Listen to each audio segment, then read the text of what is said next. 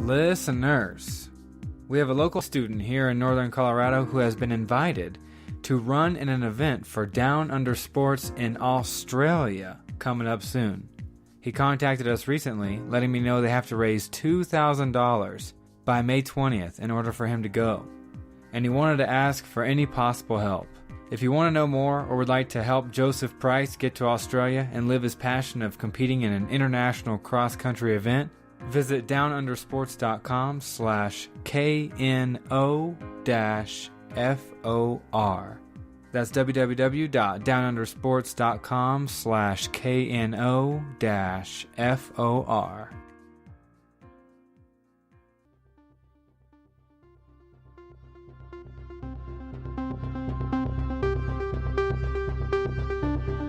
Welcome to the More You NoCo, the podcast bringing you interesting and awesome conversations with people around northern Colorado. This is your podcast, listener. I'm just your host, Ivan Wayne. Let's do it.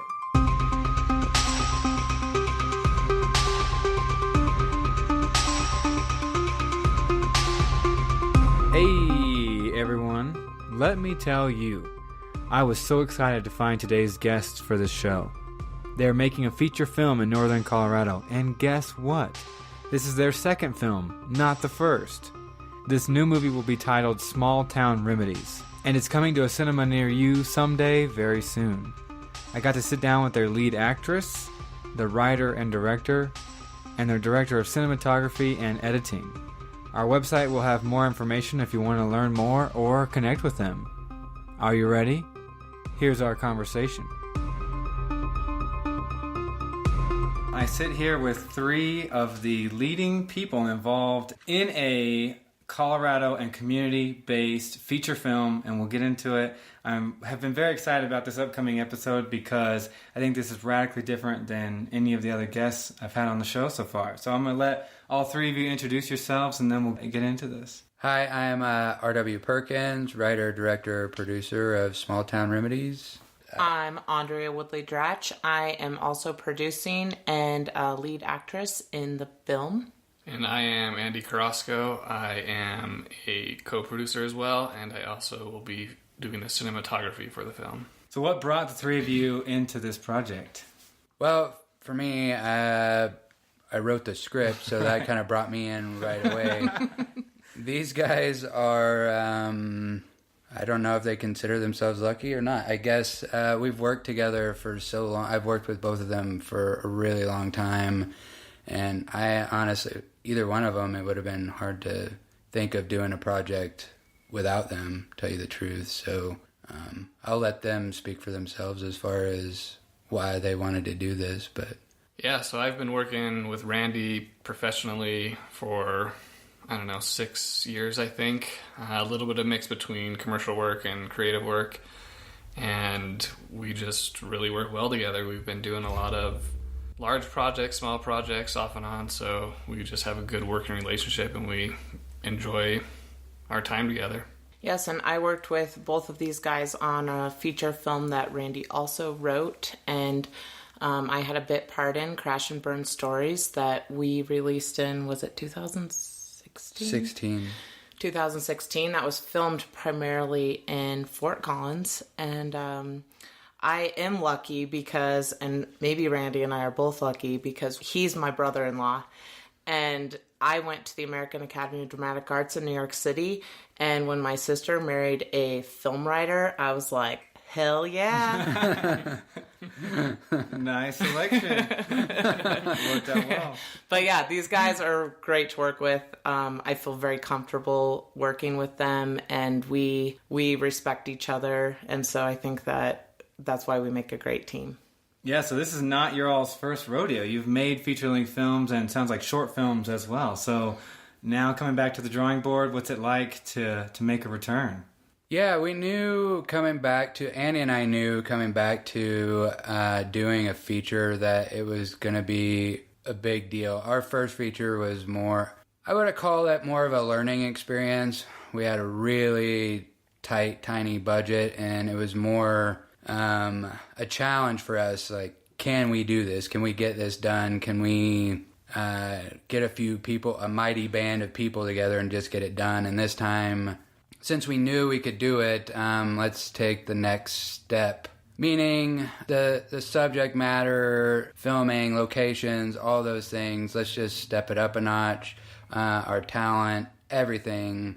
Let's just step everything up a notch, and let's see, when thinking about it for a little while, can we actually put together a commercial project, a homegrown commercial film project? And I think the answer for us when we sat down and talked about it was, yeah, absolutely. I think that we can. And so, yeah, that was the next step. The reason for the next step for me, aside from just being an artist and you feel like you have a voice and something to say, but all those things combined, that was really my main motivation. I felt like we did this once and we were so close to something. Let's do it again. You know? So that was my main motivation for really getting going on this project. And what is Small Town Remedies about, for those who may not be familiar yet? Well, Small Town Remedies focuses on adult siblings, Evan and Lita, who have to put their own personal troubles aside so they can help their mother through a relapse. The entire film takes place in pretty much a 24-hour period. And as this whole family they're all coming to grips with their troubles, tribulations, but mostly all of it leads back to an issue with substance abuse of some sort. So, yeah.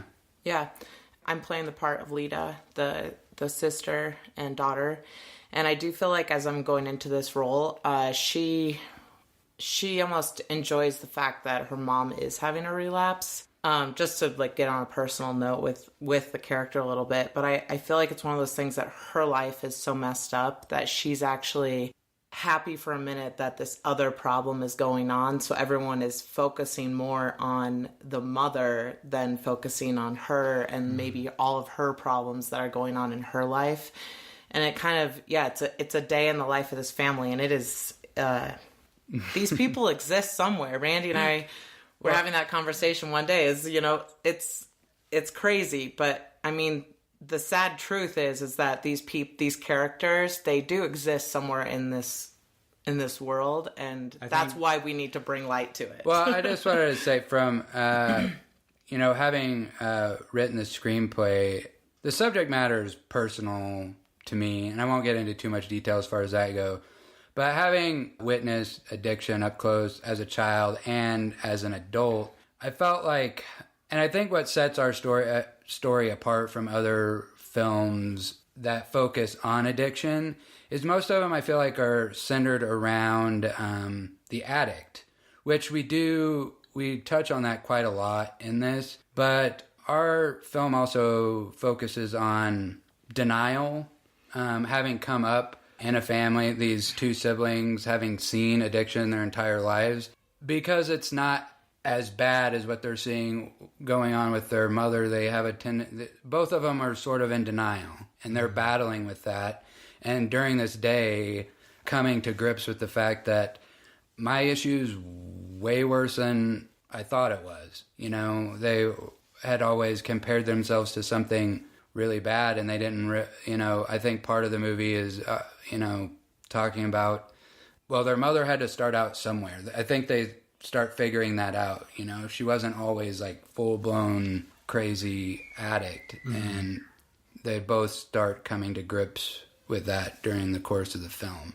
I don't think that really gets talked. Denial doesn't really, as far as films go, I don't think is talked about enough. And also, those outside, those that are dealing with the addict, people that have dealt with it their entire lives, they don't really, that subject's not really approached very often in film or even in novels all that much. So I thought it was interesting to come at it from what I thought was a different perspective, given that addiction is really talked about a lot in literature and films, but that was one of my main motivations. I felt like we had a different take on it. So Yeah, one thing I like and that is bold is that this entire story arc is going to occur in 24 hours or a little more or a little less. Right, you know, yeah. A lot of characters, we see growth and development. We see epiphanies occur over months. You know, it's like that classic 90s cliche of 6 weeks later. But your entire story and the entire crux, this like coming together of this family is going to occur in one day. And I think that is awesome, and it really intrigues me about the setup of the film. Yeah, I actually think that it helps with the pacing of the movie, and I realize the character arcs, I guess they occur a little bit quicker than maybe in a typical, I would call it a dramatic comedy. But yeah, I think that really helps with the pacing, and it also helps with a bit of the comedic aspect of the story too. I would definitely say that this is a drama, but I would put it in the dark comedy area. And I think the quickness of just how things start to unfold, I think it will allow the audience in on these just normal bumbling moments that every family goes through, but these people are just in this supercharged dramatic situation, and it makes it a little bit funnier, you know. So yeah, I think it shows the audience moments in people's lives that maybe they have experienced in their own life, maybe they haven't, and maybe they've heard stories about certain, you know, stories of people with addiction. They have friends who their mom was an alcoholic, and so they can see a glimpse into this life, and they might really connect with that and see it within themselves or someone they know, or it just gives them a chance to see what people are really dealing with when they do have a problem with addiction. But somehow the way that Randy wrote this and the way that we are portraying the story is very humorous, which can sound kind of crazy, but it's because it is so uncomfortable, and parts of it are truly just so sad that it's the build up to it's just like when we just had a live reading, was it in November and December. In December that people came into the theater and watched us read this. Oh wow, you did it live. And it was like tense, and I was on stage, so I was in character, but I mean, it was just like, it was like this tension, and then the release was the ending that was like so funny, but it's almost like, should I be laughing? And I love dark comedies, so I mean, I don't know, maybe something is wrong with me, but like, I think a lot of people, it's your way to let out such sad moments, and so when you do laugh about something, it feels good, and it also just connects people, because I mean, I'm telling you, everyone I know, everyone I've met, whether it's, you know, it may not be their husband or wife, or it may not be their child, but they do know someone who has a problem with addiction, or they know of a story of someone who loves someone with it. And so it's something that I don't think, you know, there's going to be a single person out there who won't relate to seeing this poor family just make their way through this sad day that they are, you know, that is their life. Yeah. I mean, right, Randy? I'm not trying to, but no, like, I agree, it's just, you know, but it's good. It's so good. Yeah. Yeah. Well, I think humor is a huge coping mechanism. We see just a brief moment of laughter not only shows mental markers of stress relief, but we see it physically too, that people physically can relax after a brief moment of distraction and humor. And you know, some of my favorite stand-up comedians are those who tackle this period and this generation's most important issues, but they do so in a way that allows us to laugh about it. And, you know, we look at our friend to the right and our left and say, should we be laughing at this? But at the same time, people are grappling with, and they're considering things that maybe they've never seen in that light before. And I suspect maybe that's what you all are doing. It allows us to digest this sort of serious, maybe often hard-hitting subject, but take it in stride. Right. Yeah, that was the goal for me from the beginning, was making something that at the end of it, people could... It's a little bit heartbreaking in the end, but I think after our live reading, we learned that there's a lot of levity involved. I mean, I knew that while I was writing it, too. That was the intention. Mm-hmm. But, it was nice to hear an actual live audience, big belly laughs during some of these characters acting extremely inappropriately. So yeah, a lady came up to me after and she was like, "Oh my gosh, I hate you and I love you at the same time." And I was like, "That's perfect." Like, well, I will say, walking into this room, of the three people it was the most surreal to meet, it was you, because I've seen some of the clips from like the trailer and on the Instagram of you, and so that's the only sort of concept of you I had in my mind before we actually sat down to record this. So it's like, so you kind of didn't like me. Okay. So what you're saying is you judged me, and no, just kidding. Right. No, it's perfect. That's good. I know this.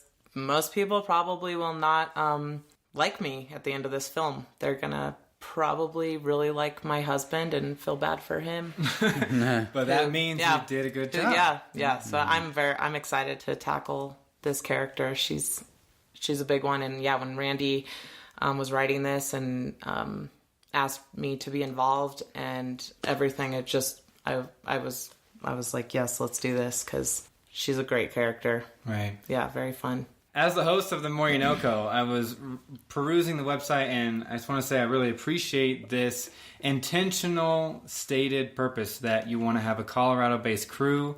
You want to film in Colorado. There are a lot of films that when they reach development or, past the ideation stage, they move to one of the coasts. But you all are making it here. You're supporting local community. What was some of the rationale behind that and, keeping this a community-based project? Well, I think the biggest rationale for me is that this is where we live. We live here. This is where our families live. We intend to raise our families here. And I think, especially at the art of filmmaking, is, I think, in a precipice where it's opening up to communities, big and small, all over the world, not just in the U.S. And I think that it's interesting to me that, in everyone's neighborhood, they have a favorite restaurant, or like they make the best plate of spaghetti and meatballs or tacos or whatever. It doesn't make any sense to me that communities aren't starting to develop their own film companies as their own businesses and say, I like all these huge budget films. I love them. I take my kids to the Marvel movies. But why can't your favorite film dish be served by somebody that's living right down the street? There are a lot of different voices in this world now. I think your friends and your neighbors, their voices are just as viable as anybody that's living on the coast anywhere. Now, I don't expect that this business is going to get any easier over time. But I am saying that I think in the future, I hope that filmmakers don't decide, I want to grow up, learn as much about this business as possible, and leave home. I hope some of them can stay home, and if they have a community that rallies around them, make their movies in their community. You don't need a massive crew and a massive set. Like, you see all these pictures online or on TV, and those are great. But you don't need it to tell your story these days. As long as you've got the community around you to support you. And that's my main reason for wanting this to be all Colorado. Not just that, but I know that the talent's here. There's a lot of people in this community and communities all over that are just waiting for an opportunity and that are just as talented as anybody anywhere else, their location. So that was my main reason. I know that everybody else, we all as a team, and we should mention, because she's not here, one of our other producers, Leah Marlene, she runs an actor's studio in Denver. All four of us are really strongly behind this idea of a community-based film. The idea of the film is completely separated from that sort of, I don't know, what would you call it? Mission, I guess, that it's really important to all four of us, I feel like. Yeah. You know, so. Well, and I think when you have a group that, you know, our passion is so strong, each of us has our own thing within this film that just makes us feel good. I can't explain it. When you love something so much and you just want to do it, you know? And I think that we all have that towards this film. So you see other filmmakers or you see other people that their goal is, I just want to be a famous actress in LA. I just want to be famous. I just want to, you know, I want to do this. And in their mind, they have this different idea of what they want in this industry. But when you see a film and you have a group of people that they are putting their blood and guts, so to say, into it, and just they so strongly just love it. Or, is that making sense? They just love it so much that it's the outcome and what people are going to see is going to be so different than a film made by a group of people that are just in it for, I'm a filmmaker and I'm an actress. And, you know, and I was telling someone the other day, they said, well, why aren't you going to go to LA? And I said, because I can do this here. I'm doing it. I'm in Colorado and I'm acting. And just because I might not be, you know, in the industry in LA and doing it and everybody knows who I am, I'm still an actress and I claim that I am doing it. And it's just one of those things with people in this industry who they don't take you seriously if they don't, you know who you are, or they haven't seen you, or you're not, you know, big time. You're just kind of like a nobody, where we are all doing this and we're all making, you know, this is what we have made our career. And yeah, we all have side things we're working on too, but we're here doing this because we love it. Yeah. So, and to have Colorado and to put us on the map as a great state for filmmaking, you know, why not? Because we do know people that are talented. And so that's why we are teaming up and we're going to make this happen, you know? Yeah. So it's exciting. Well, I think what's great about this location too is there's people who are in the industry as far as like a production side, the crew, everyone's sort of a jack of all trades. So when we go out and we're searching for a sound guy, the sound guy can also be our second camera guy or, you know, our lighting guy. So we're dealing with a lot of people who are sort of in the same boat we are as far as like how knowledgeable they are for filmmaking. And yeah, I agree. I think what Andy's talking about is a little bit for us in like film and production for Colorado is kind of a little bit of insider baseball that all of us in production, all of us that have made careers out of it, if you live in a smaller market, which we would say like Colorado is a smaller market for production, you have to know everything. I started out shooting my own material. You edit your own material. You've learned to record sound and edit sound. And I'm sure a lot of the filmmakers in Los Angeles and things like that, they've probably done a lot of that too. A lot of them specialize, you know, it's like they find their niche and then, you know, that's what they do. But I agree, like everybody that we come across and most of the people that we work with, they know how to do pretty much everything. And even a lot of the actors could jump behind the camera and be a really excellent camera operator too. So it's just interesting to me to live in this environment where the people that are doing it love it so much that they get their hands into every single aspect of doing it. And the reason why is because that's how, in this market, that's how you make a career out of it, is when someone calls up and they need an actor or a camera operator or a sound guy or a director or producer. If you know it all, then because they're not always looking for just an editor. I think that's a little bit what Andy was alluding to there, that yeah, not only do we have the talent base here in Colorado that they're so dedicated that they know almost everything about the industry already. So, and a thought experiment for anyone who's watched a film or will in the future is just let the credits roll. And about 10 to 15 seconds down that credit list, I'd like you to start asking yourself, what the hell did that person do? Because I see titles and I'm like, literally have no earthly, universal idea what that person was doing on set. I sure didn't see him like, they were just the titles make me laugh of the things that you'll see. And for you all, it instantly becomes this community and this group effort where everyone has a stake in it. Everyone has skin in the game. It's not just, oh, it's my 8 to 4 job. I show up, I get the person coffee, I get them Danish rolls, and I go home. It sucks. Right. No, there's nobody like that involved in Small Town Remedies. Everyone's got a little bit of their heart, a little bit of their soul, a little bit of skin in the game. I think that's awesome. Will the film be set and said to take place in Colorado? Is it like an undisclosed place with the setting?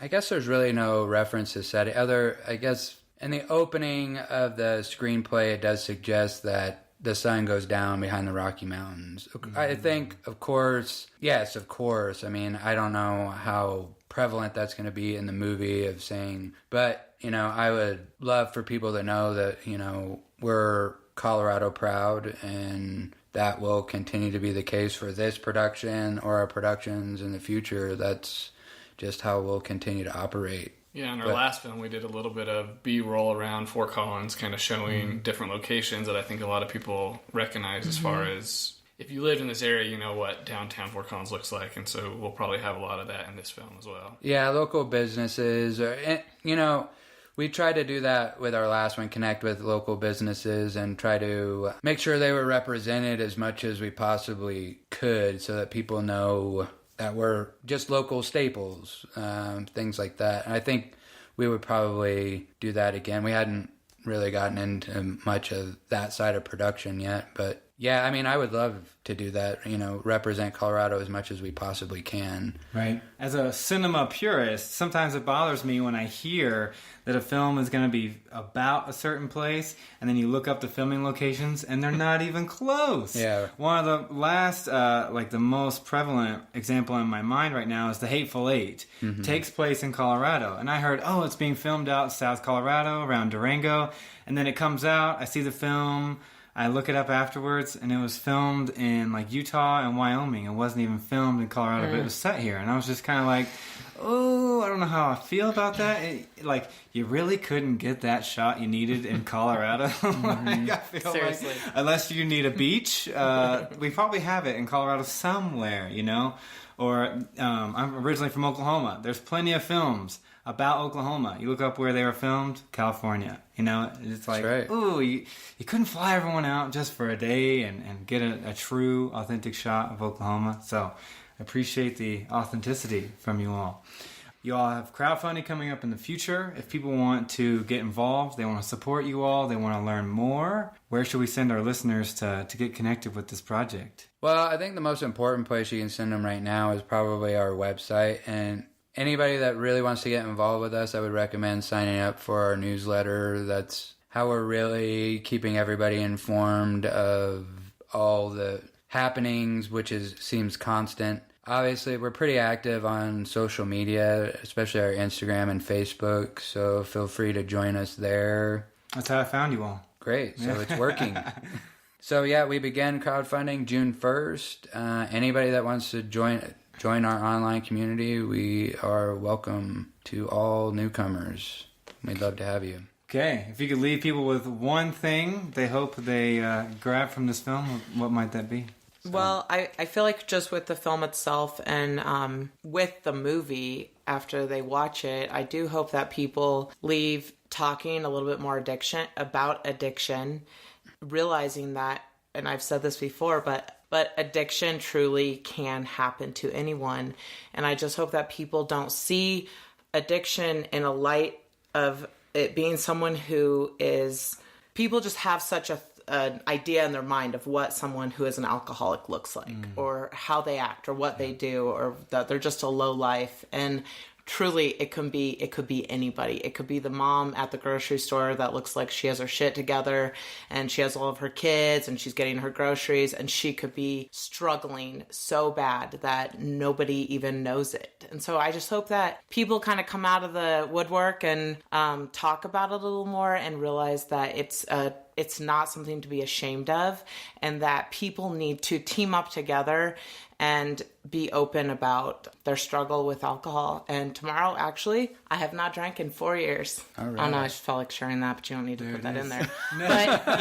But I mean, I haven't. I've decided not to drink, and for me, it has been life-changing. And I just think that it's a topic that people need to be okay to share. And addiction looks millions of different ways. We have some listeners passively listening to this episode. I'm not addicted to anything, as they're on like level 1300 of Candy Crush. It's like, maybe you might be addicted to that game. Yeah, I mean, it is. It's just levels. It does. Food, alcohol, sex, all different. There are all different types of addiction that people are dealing with, but nobody wants to talk about it because it's shameful, and people just need to realize too that it's addictive. That's why you're, alcohol or drugs. That is why you continue to do it, and once you can make that choice to just say, yeah, this is making my life worse, then I think that people really do, for the most part, they see their own lives and other people's lives in a whole different way. Yeah. So sorry, that was the long way about that, and you don't need to add all that in, but it's emotional. And the filmmaking in itself, and being an indie film in Colorado, I just think people need to know that, man, you need to get out, you need to support local filmmakers. There are so many great ideas in your community that people are trying to share, and without your help, we don't know how far we can make it. So I'm interested to hear what Andy has to say about what he wants. Well, Andrea and Randy do a great job of talking about the subject matter, and I think it's a very, personal and relatable story. I am super interested in being part of it, and seeing what Randy wrote from a filmmaking side, or filmmaking perspective. What I want people to come out with after this is knowing that filmmaking is accessible. We essentially did it with a 2-man crew last time. We had an intern who helped out, and she was great. And we're hoping to scale that up for this film. But anybody can do this. There's films being made on iPhones nowadays, so if you're wanting to get into filmmaking, you don't have to have a huge budget. You don't have to have a big crew or awesome cameras. You can get out and do it. You have a great idea, someone who writes and creates awesome stories, and then someone who can grab an iPhone and you can make a movie. So I think that's what I want people to understand, is you can do it with any budget, you can do it anywhere, and with any crew. I think the question was, what do I hope people get out of this movie? If they only get one thing. One thing. What would you like them to take away? I said like 10, I think. Okay. I think after thinking about it a little bit, one thing, I know this is going to sound like 3 things. I hope they have a heartbreaking sense of joy and something they can think about. Because I think that, to me, that's what the best movies that I've ever seen do to me. Like, they make me laugh, they make me cry a little bit, or make me feel like I want to. They make me feel like I want to go talk about it a little bit with somebody else, and a couple days later is still like lingering in the back of my head. So I hope that's what we can do with this story, and I hope people who come to see it, I hope that that's what they get out of it too. So okay, yeah. Well, thank you all very much for your time. Thank you. Thanks for this is great. Yeah, coming to my basement office and talking about movies with us. Oh yeah.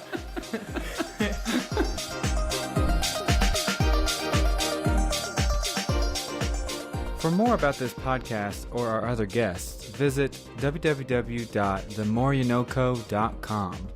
We have had so many wonderful conversations, you have to give the other episodes a shot. You never know what you're going to find. Thank you to Trevor for mixing and editing all our episodes. Thank you to Kelsey for our awesome logo and artwork. And Russell Isaac Long, my man, and guest of episode 67, is responsible for all our music used here on The More You Know Co. So grateful for you, my friend. We will be back soon, listener. Who will it be? What the heck are we going to discuss next? Until next time, peace.